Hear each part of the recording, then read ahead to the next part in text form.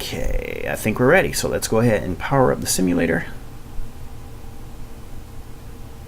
And let me leave that manual on in the background just in case I need it, because I have a feeling I might. I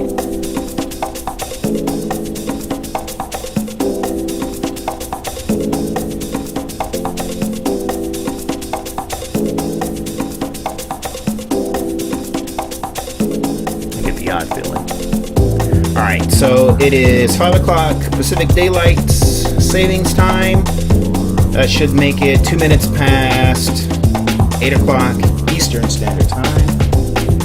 There's 21 people apparently still watching, so we're going to try to keep it down to 15 minutes. We're going to try to take a quick flight. I think we'll start at Newark, because I think that's the one everyone's wanting to see. So we'll try to get to all three as quickly as possible. And I'm going to get to bed.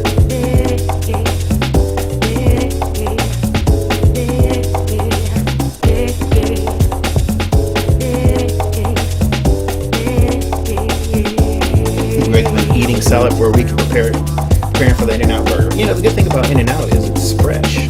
It's like eating a salad burger. That's how good it is. So you won't feel bad after you eat it. Well, I don't know. I mean, you might taste some of the jet exhaust from FedEx, but I think that's a good thing. Okay. All right, I think we're ready to go. KEWR.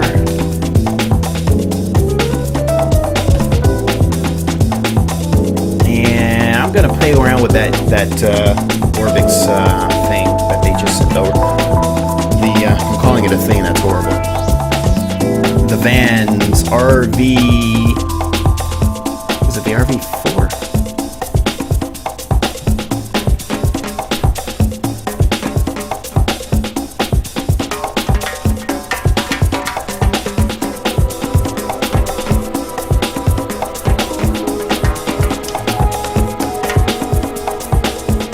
That looks cool. Okay. All right, here we go.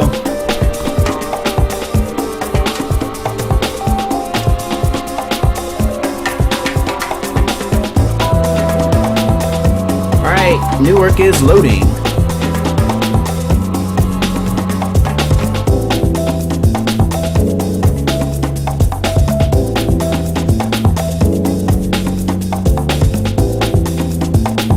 Much apologies for the black screen. I'm gonna have to find like some sort of AirDailyX image for you guys to just stare at.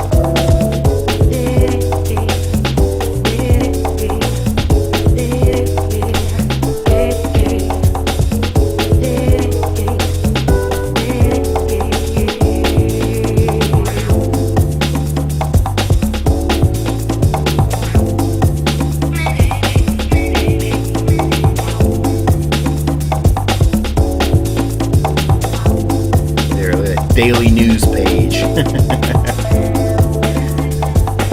That doesn't look very good though. I don't know why that looks stretched like that. That's not good. Maybe that's not a good idea. Whoa, this is weird. The computer ran out of memory loading New York. What the hell? I've never seen that before. It ran out of New York, out of memory, while it was loading. What the hell? Okay, that just freaked me out. Hang on a second, guys. That's never happened to me before. That's crazy. Alright, hang on. I think I know why it ran out of memory. And I don't think it has anything to do with the scenery.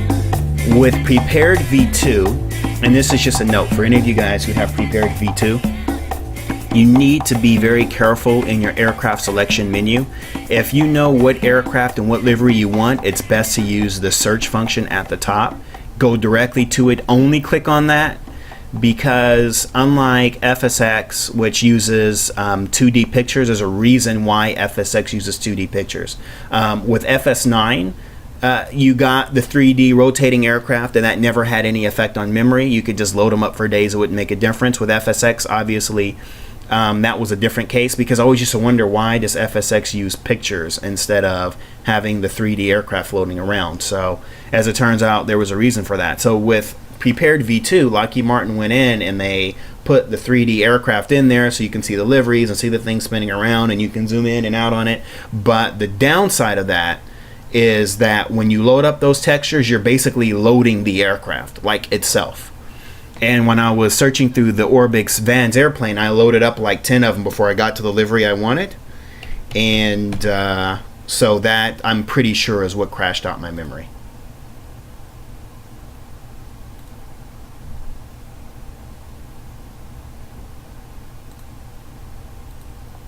I'm almost certain of it. Because there's no reason why we should have run out of memory while loading. That's crazy.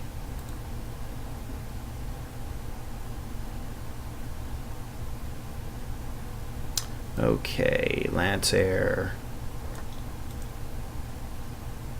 Alright, well, you know what? That's not the livery I wanted, but for sake of argument, let's just load that and get to the airport because I'm running out of time. Okay. Alright, let's try again.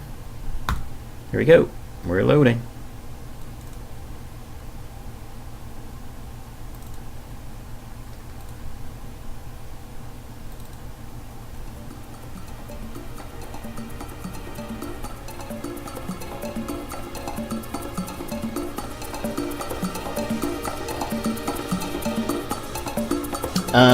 V1, Greg, you're asking. V1 is the same as FSX. It just it doesn't show the rotating aircraft. You get the images instead.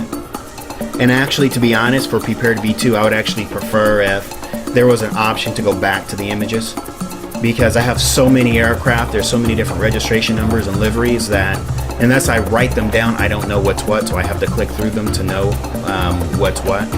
So that's the downside. And then some of my older airplanes actually don't show up at all, which is weird. So like some of my much older Coronado stuff, they won't even appear in that 3D rotating box, unfortunately. So that's kind of a bummer too.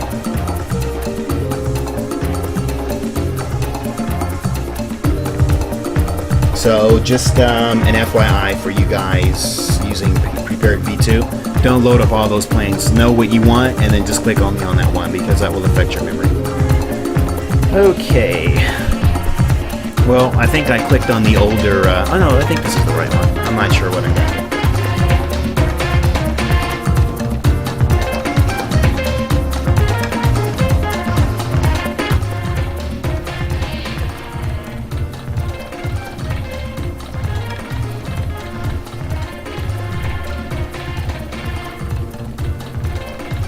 Alright, we're back. Alright, let's cue the music. Let's get started. There we go. I was like, where's the screen?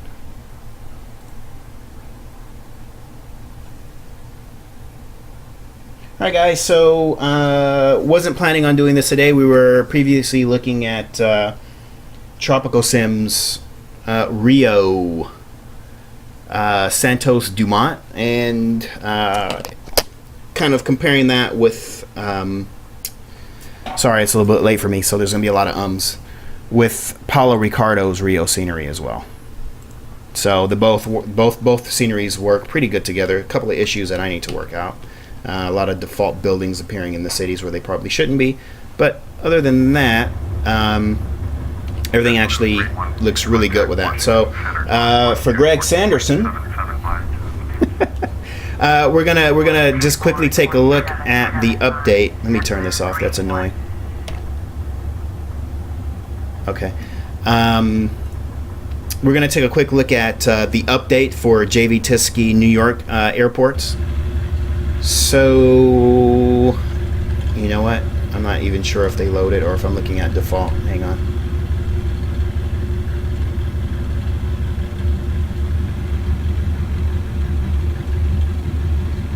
There's those white lines again. Hey, if anyone knows what those white lines are that seem to stretch up to the sky, that'd be great if anyone can tell me what that is. That's really annoying. Okay. Actually, I think we're looking at default here. Hang on. I think I need to activate it manually. So, Newark. Here we go. Sorry about that.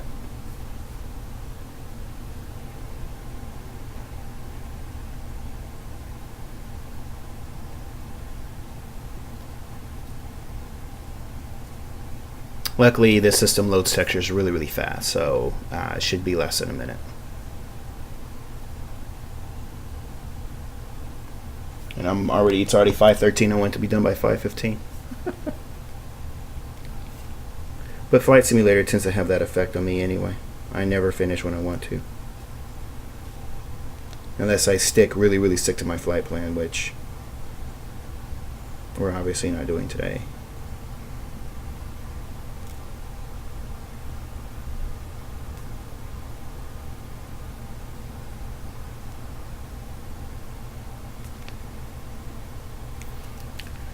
Okay. Come on, hurry up, hurry up. So that's more proof there. When I had that out of memory error, the scenery wasn't loaded at all anyway. It wasn't even activated in the scenery library. So that's just more proof that that had absolutely nothing to do with the scenery itself, and that was really more just attributed to the selecting multiple aircraft in the aircraft selection menu in Prepared V2.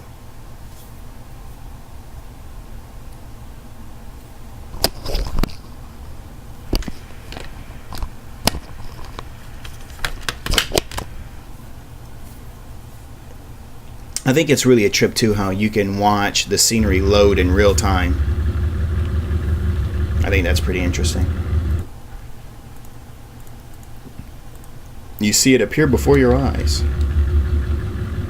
Okay, here we go, Newark. Let's put that benchmark up there. All right, so we're looking at 23 frames per second. Before we take off, let me just give you a quick rundown of my settings so you know what we're basing this on. And again, I ask you to keep in mind that because we're live streaming, the live broadcasting software tends to deliver heavy load on the CPU. I'm going to reduce textures from Ultra 4096 down to high at 2048. Scenery level of detail radius is at Ultra, tessellation factor is high, mesh resolution is 2 meters. Texture resolution, oh, you know what? Mesh resolution should be at 5. Texture resolution is 30 centimeters. Scenery complexity is very dense. Autogen vegetation density is very dense. Autogen building density is very dense. Many of you will probably drop those sliders a little bit lower for better performance. Shadow matte count is at Ultra. I will turn that off. We're going to turn off all AI traffic, all road traffic, ferries, leisure boats, off, off, off. Okay, so that gives you an idea of where we are at. We'll see if those frame rates come up a bit with the quick set adjustment in settings as well.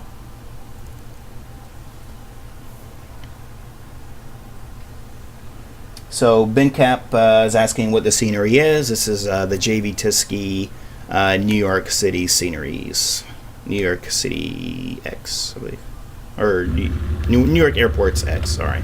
All right, so that actually bumped us up a bit now. We're seeing frames in the 30s.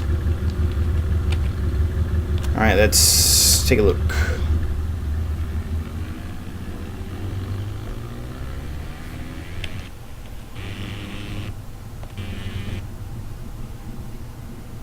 Ooh, that looks ugly.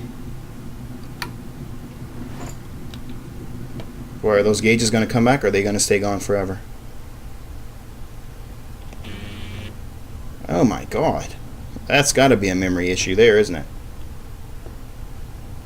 Alright, where did the frame rates go? Alright, so frames are 23, 24, 19, 20, 17, 24. So it looks average 24, 25.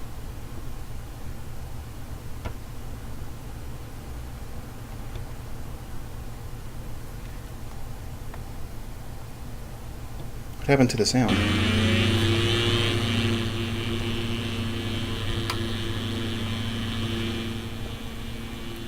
All right, so here we have Newark.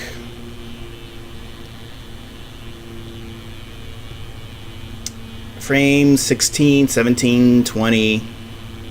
I know that the benchmark capture up there is a little small on your screen, but if you get a magnifying glass, you can see what the performance is. Again, I'm using the OBS software, so that's a little bit tough. So you can probably subtract roughly 5 to 7 frames per second just using that.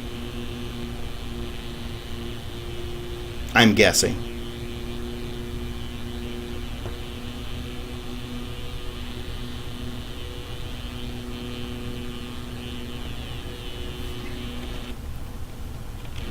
Did my gauges come back? Holy crap. That's horrible. Alright, well my gauges didn't come back. So now this is what I'm going to tell you. Okay, so right now all that's activated is Newark. So I can't make a flight over to JFK because it's not active. I'm only activating one scenery. So today I'm only going to do the Newark because now that I realize that I can't even do a flight over to JFK because it's not active.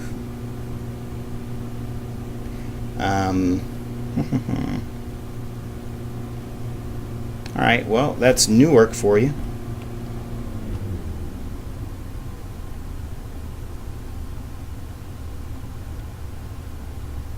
So 19s and 20, between 19 and 25, I think, is sort of the average. And you know what that sound is? I just got my gauges back though.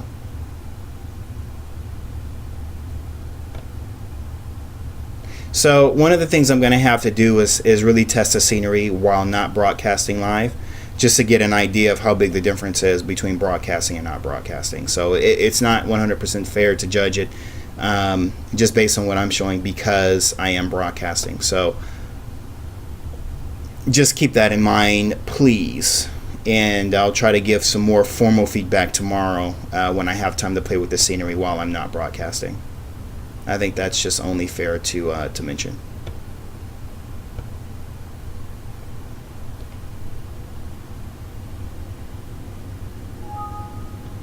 Oh God, there's that sound. You know, I don't know why. I really don't know why I'm running out of memory, to be absolutely honest. It doesn't make sense that I should be running out of memory.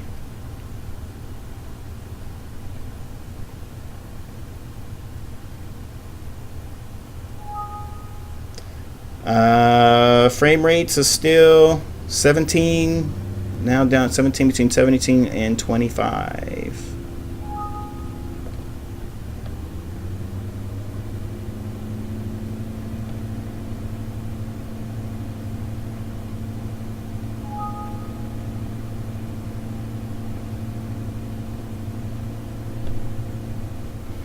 Well, on a light note, I really love this airplane. It's really good for looking around sceneries. It's almost unobstructed. Got the United hangars here. I guess Continental. No old, very important Continental now belonging to United. Okay, so Greg, was there anything else that you wanted to see? And I probably should land and look at the laptop before I ask that, but since there's a delay, it gives me time while I try to bounce this thing back on the ground. Alright, differential braking.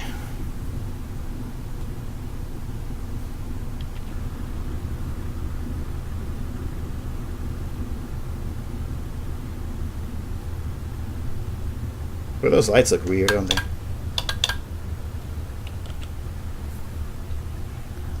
A little bit of a close-up on the terminal textures. Ah, don't hit that truck. Ah, screw it. On a positive note, look at the sort of the New York City reflection in the glass.